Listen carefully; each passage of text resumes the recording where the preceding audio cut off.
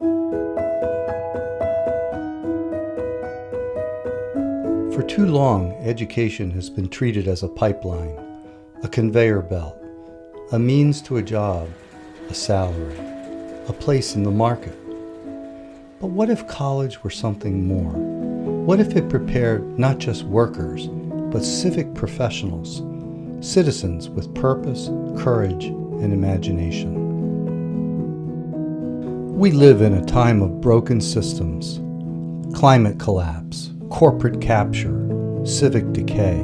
The fundamental problem is that we are losing equal opportunity in America. We are losing the moral foundation stone on which this country and our democracy are built.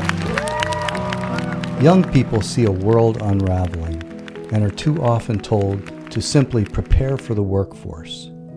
But a new vision of education is emerging, one that reclaims college as a place to ask, what is my work in the world? What is worth doing? This is the heart of a new idea, teaching students to see their careers not just as jobs, but as callings, not as private gain, but as public service, not as escape from the world's problems, but engagement with them. Across the professions, a new kind of practitioner is taking shape. A civic engineer who builds not for profit, but for sustainability.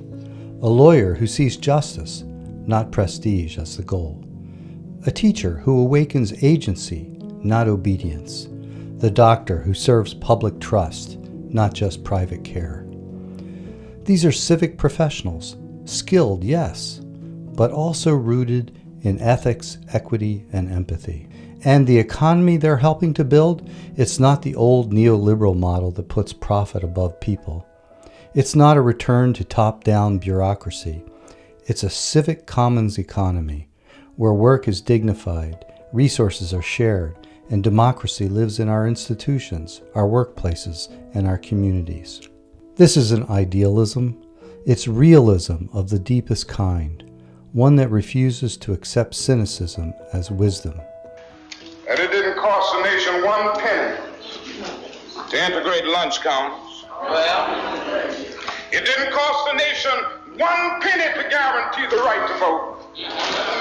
But now we are dealing with issues that cannot be solved without the nation spending billions of dollars and undergoing a radical redistribution of economic power. It's a movement built on the belief that the most urgent problems of our time require not just technical skill, but moral vision and civic courage. Education must shape not just what students can do, but who they become.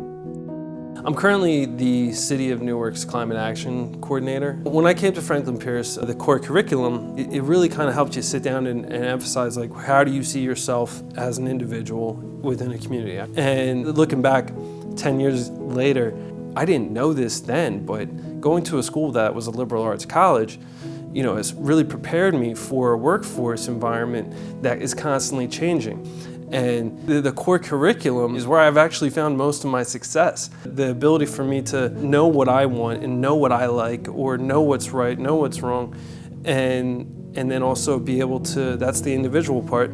And then the community part is like, how do you share that? How do you answer that demand of your community and meet those needs? And it really helps me understand how I see myself and how my experiences here in Franklin Pierce made me the public servant I am today.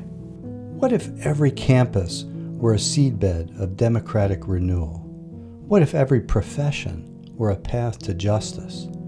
What if the economy itself were reimagined by people who believe that solidarity, not selfishness, is the measure of freedom? This is more than a curriculum.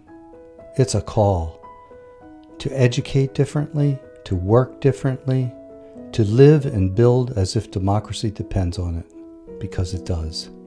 The future belongs to those who answer that call.